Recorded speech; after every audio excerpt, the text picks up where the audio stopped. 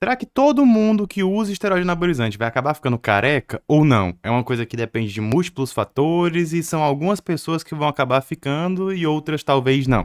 Vamos lá, Dr. Gabriel Feitosa aqui e vamos hoje discutir sobre queda de cabelo e uso de esteroide anabolizante. Então eu peço para você, deixa teu curtir para me mostrar que esse tipo de assunto agrega na tua vida e eu vou produzir mais para você e se inscreve logicamente no canal para não perder nenhuma novidade, tudo bem?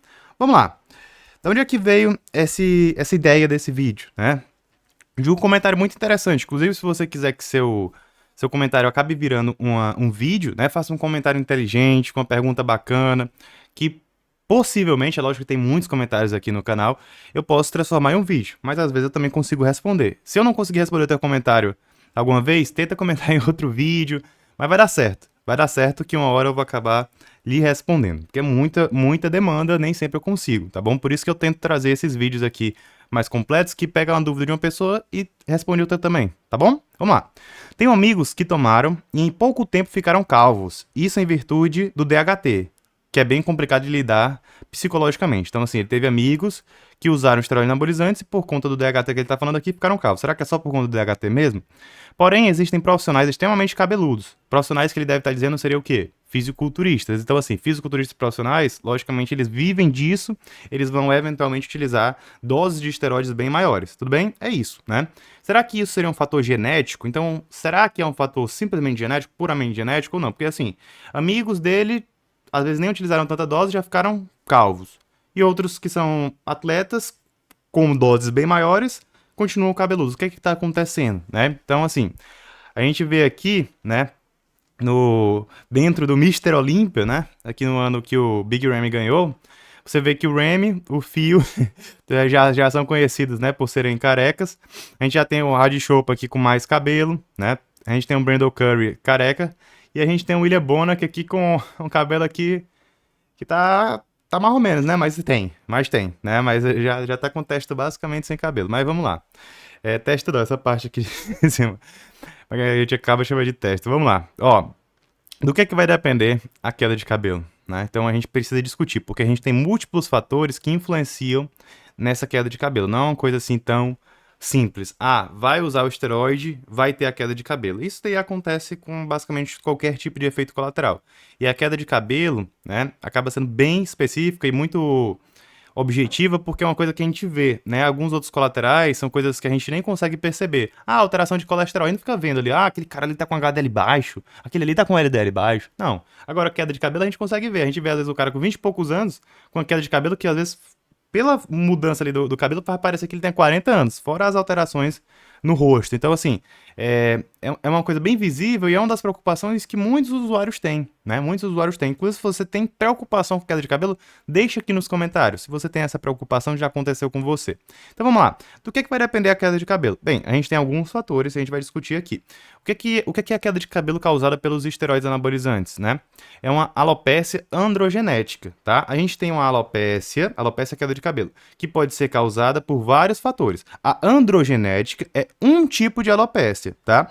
Então a gente tem que entender que nem sempre esse indivíduo que está tendo queda de cabelo vai ser por causa do esteroide. Às vezes ele tem um componente de alopécia por outros fatores, deficiência de alguns nutrientes, por exemplo, e junta com o uso de esteroide anabolizante. Então é a alopécia androgenética, mas outro tipo de alopécia, tudo bem? Então a gente tem que ter claro isso daí na nossa cabeça. Então a gente está falando aqui da alopécia androgenética, tá bom? Beleza, o que é que pode estar influenciando aqui na alopecia androgenética? Uma coisa clássica, né, é a dose.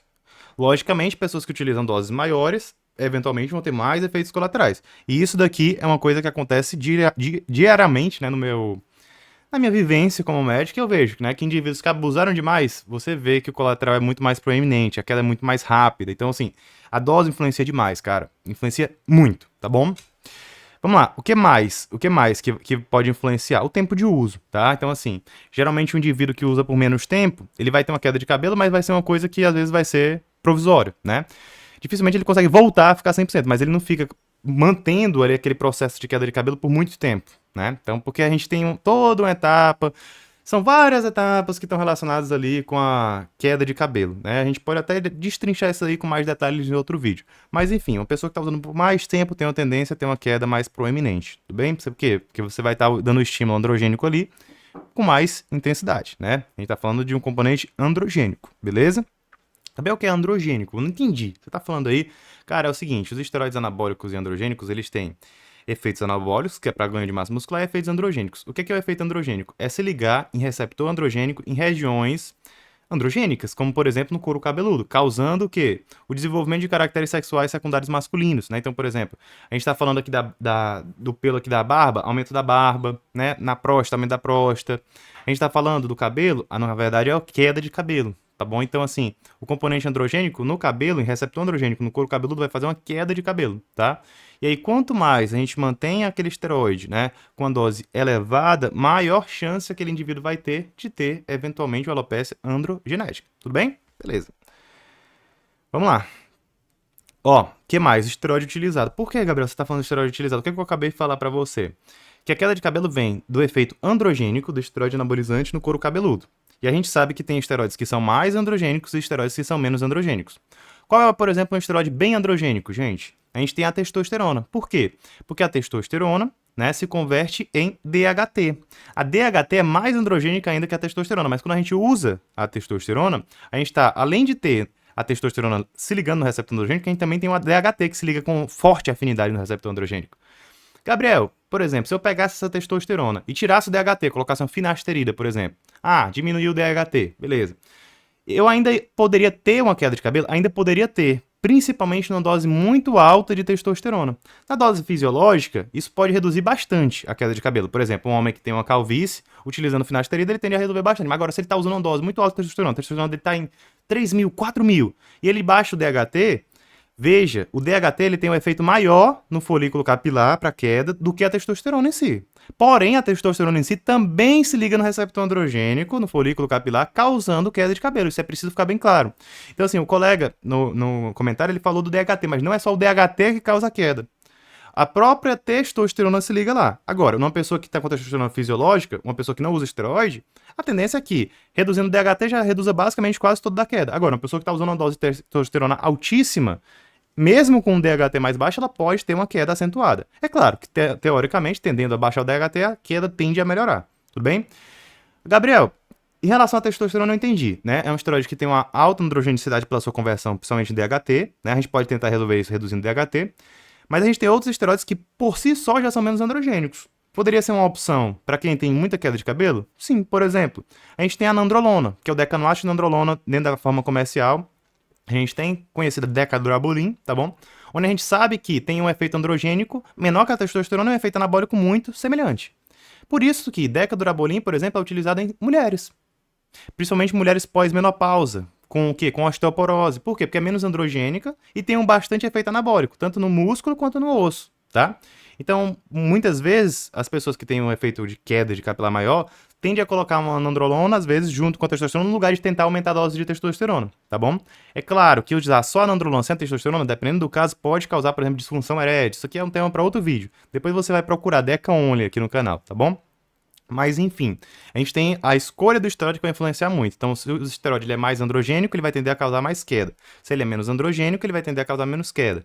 Por isso que, por exemplo, quando a gente está falando de mulheres, a gente busca esteroides menos androgênicos. Mas pessoas também que têm queda capilar muito intensa, a gente pode também fazer esse tipo de escolha.